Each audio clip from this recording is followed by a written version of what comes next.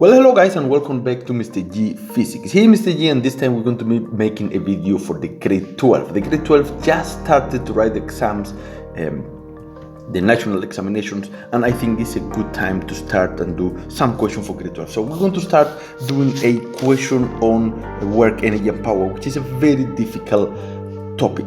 Alright, but before we move on, don't forget to subscribe for the channel so you can get all the notification and videos I post on regular basis. This question was question 5 done in the Western Cape in 2023 in September. The question says AB is a frictionless part of a track.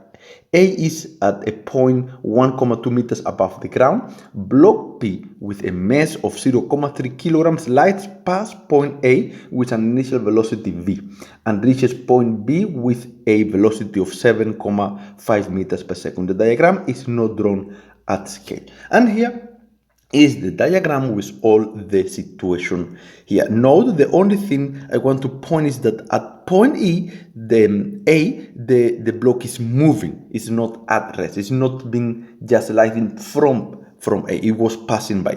Okay. So question 5.1 state the law of conservation of mechanical energy inward. You cannot make that mistake grade 12 because this one is a topic that is going to be there and is an easy definition. And the law states that the total mechanical energy in a closed system remains constant. It is very easy. Now, very important part here. Total mechanical energy. You cannot forget that part. Closed system and remains constant. Those are the main part of this specific law. But now, what part are learners attempt to forget the word total? If you forget that one, you lose the mark. And close, please, you cannot forget that one. If you say that one, then you'll get 2 marks already, and you need those 2 marks. It is 2 out of 14, guys. You need those 2 marks. Question 5.2, use the law of conservation of mechanical energy to calculate the velocity of block P as it slides past point A. And then we have to use the law to calculate the speed of block P as it passed that point 8, which we don't know.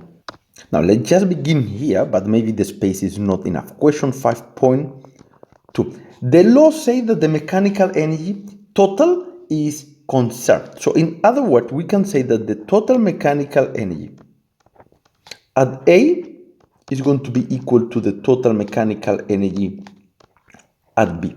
Now, I noticed in September this year, they didn't want to give mark for starting from there. However, you can start and then break it down. So you can go here now and say that the kinetic energy at A plus the potential energy at A is equal to kinetic energy at B plus potential energy. What is that be coming from?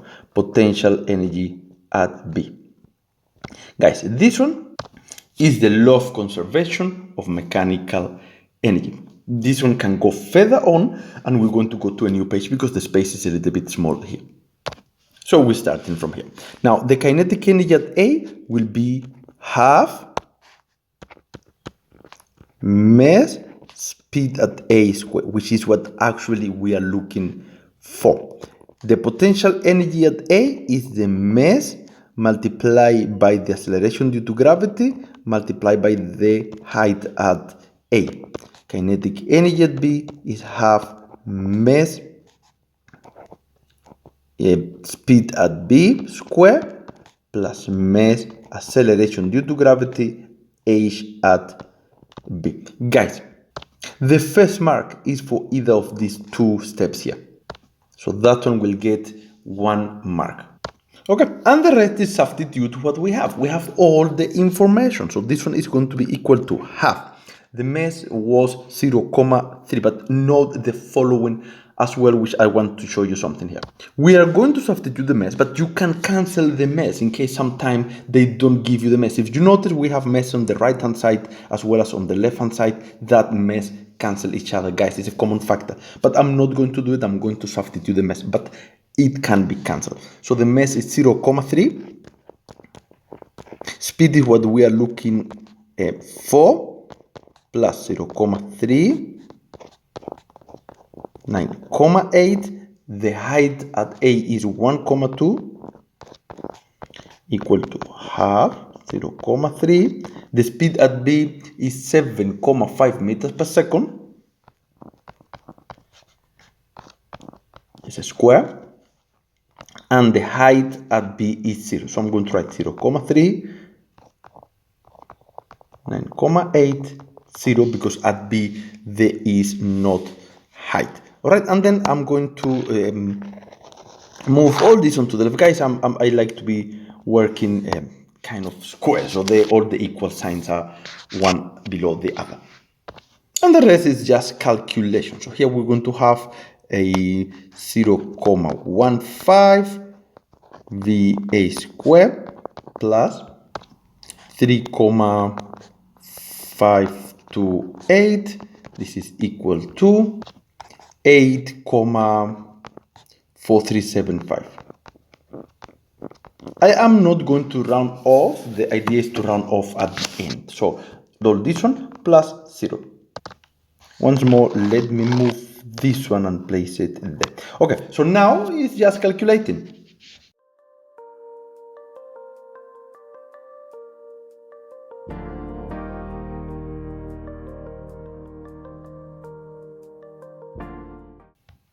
Well, guys, when you do all those calculations, you'll get 5,72. Now I'm rounding off meters per second. That is the answer here. And it's not that difficult. I did all this calculation, but maybe you can do it faster.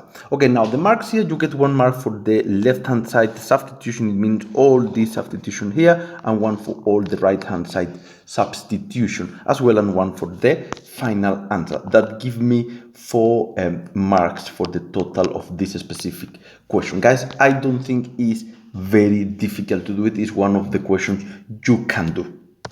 So we're back here with the question. Now the next question says block P slides 2 meters to the right from B and reaches point C with velocity of 4,5 meters per second. So let's write it because it is not shown in here. The velocity at point C is 4,5 meters per second. Velocity here is equal to 4,5 meters per second. Calculate the net work done on block P while it is moving from B to C. And let's quickly see how can we approach this specific problem. Now remember, I am a teacher, so I don't want you to show you only that probability. If you look the net work, let's look quickly here.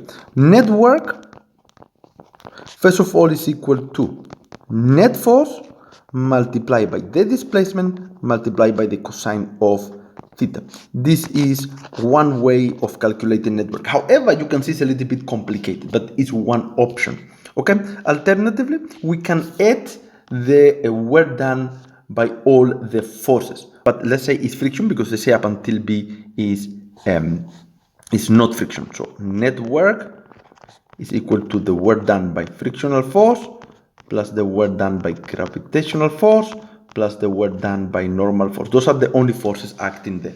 An alternative, we have another one, which is the easiest one here. Work done, or net work, is equal to the change in kinetic energy. This one is the one we are going to use. And what is this? This is the work energy theorem. And it is going to be given to you. If you go to the formulas, you can see a space here where you have that formula. Right here, this is the work energy theorem. Okay, you have to learn because it's going to be asked. It's a high probability of being asked in the exam. State the work energy theorem in words. The net work is equal to the change in kinetic energy. In other words, that is the only option we can use here because we don't know the frictional force, and that is what we are going to do. We are going to calculate the net work by calculating the change in kinetic energy. So let's begin here.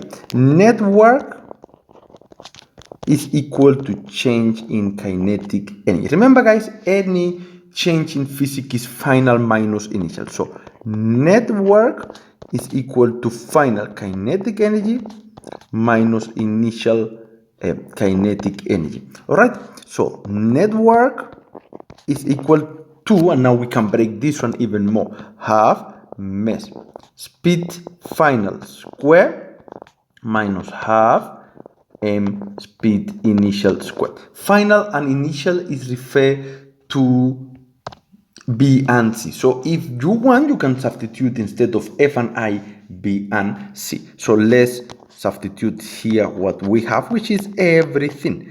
Mass is 0,3. Speed at C is 4,5. This is a square minus half 0,3 multiplied by the speed at B, which is 7,5 meters per second. Let's not substitute the unit here. There we go, square.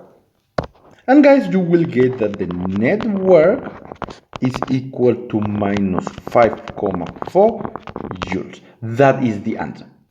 Marking. Where are the markings? Starting from here, from any of those, you will get 1 mark. You'll get 1 mark for the substitution and 1 for the final answer. Now, why is the net work a negative? Because in other words, this is the work done by friction.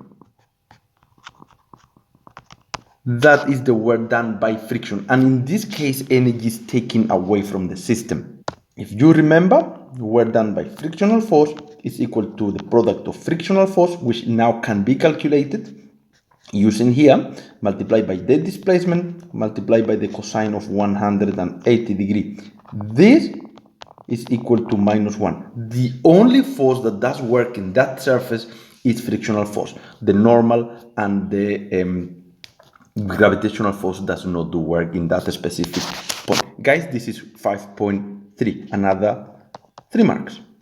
Now, the question continues, say block P lights up the rough incline CD and reaches a maximum height at point D where it comes to rest. So if we look at the picture at point D, the block comes to rest. So the speed at this point is equal to 0. That is an important data here. And also that there is friction in that specific surface. We continue reading here. The frictional force acting on P while sliding up the incline is 0,5 Newton. They are giving you the frictional force at this specific surface, which is equal to 0,5 Newton. It's been given to you. The maximum height at D is 0,7 meters above the ground, and they give you the height. Use energy principles and calculate the distance x that block P move up the incline. Now, energy principle, let's speak about that one just for a second. However, before we speak about that one, can we use the mechanical energy of the law of conservation of mechanical energy? No, it cannot be used because there is friction. So you can only use the law of conservation of mechanical energy if there is not friction. It cannot be used here. Please, it cannot be used here. So what are the 2 options when they're speaking about energy principle? When they ask you to use energy principle, we have 2 options here.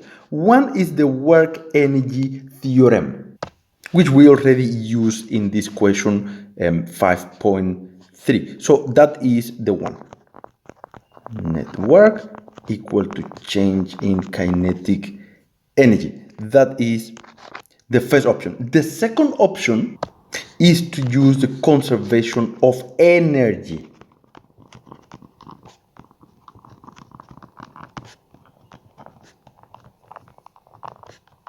Conservation of energy, and I'm not speaking about the mechanical energy. I'm speaking about the work done by the non-conservative forces is equal to change in kinetic energy plus change in potential energy. Guys, when they say use energy principle, you can use one of the 2, work energy theorem or conservation of energy. Either one is going to be used as or regarded as energy principle. Note the following: mechanical energy is also regarded as energy principle, but only can be used if there is not friction. So then we have two options. Which one we are going to use? We are going to use this one just because we already used the work energy theorem in a previous question. But guys, be my guest and try to do both. If I were you, I'll try to do both. However, I'm going to go through the second option just because we did already work energy theorem.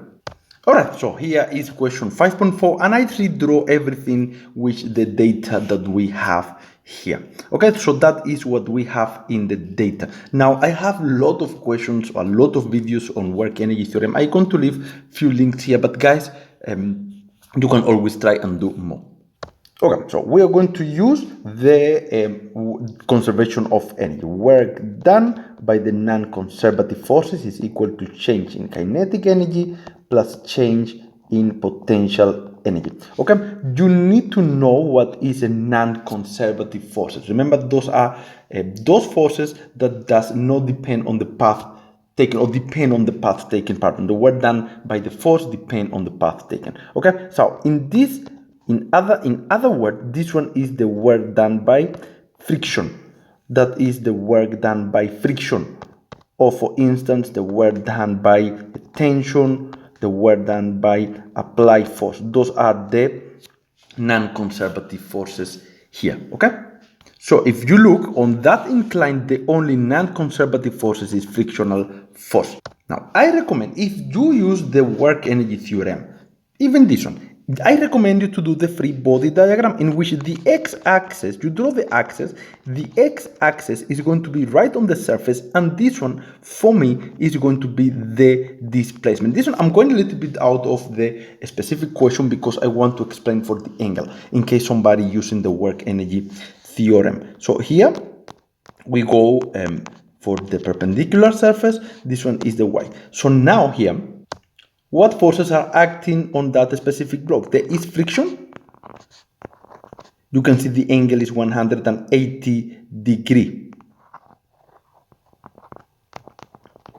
180 degrees. You have weight pointing down. Weight in which the angle is going to be this angle here. And this angle here is going to be 90 plus theta. Right? And theta is the inclination that we don't know. We can get a theta if you want. It's no problem. I said I'm not going to do the work energy theorem. There's other ways of doing that one. But that is what I want to show you there. And there is also normal force, which the angle is 90 degrees. Now, if we go here, normal force is a non-conservative force as well. However, it does not do work. Okay, so that is a point I wanted to make here for you all. So if we carry on with the question, work done by frictional force is equal to the product of friction multiplied by the displacement. Let me just fix this one. Multiplied by the cosine of 180 degrees. All right, this is equal to change in kinetic energy is half mass final speed square minus half mass initial speed square. All that is the change in kinetic energy. All right, plus, and let me take all this one and move it to the left a little bit here perhaps, and take even more. Take all this one which is on my way and move it there, and this mass move it also there. So I am making some space here. There we go. So now plus, and now we're going to change in potential energy is mass acceleration due to gravity final height minus mass acceleration due to gravity initial height. All right, and we can start taking things out of here because it becomes too long. First of all, the final speed is 0. Look here, it is 0 right there. The initial height is 0 because it is at C, which there is not height. So what we have left behind here? We have friction multiplied by displacement multiplied by cosine of 180 degrees is equal to minus half mass initial speed square plus mass acceleration due to gravity final height. That is what we have, and then the rest is to substitute, so it's not that bad. We have that friction is 0.5, they give it to you, the displacement is what you are looking for, so let's substitute here displacement, cosine of 180, if you want, you may say multiply by minus 1 is equal to half negative minus half, the mass is 0.3, the initial speed is 4.5 square, once more I'm lagging on space, plus 0.3, 9.8, and the final height is 0.7. As you can see, we have all the data, the rest is just to calculate here.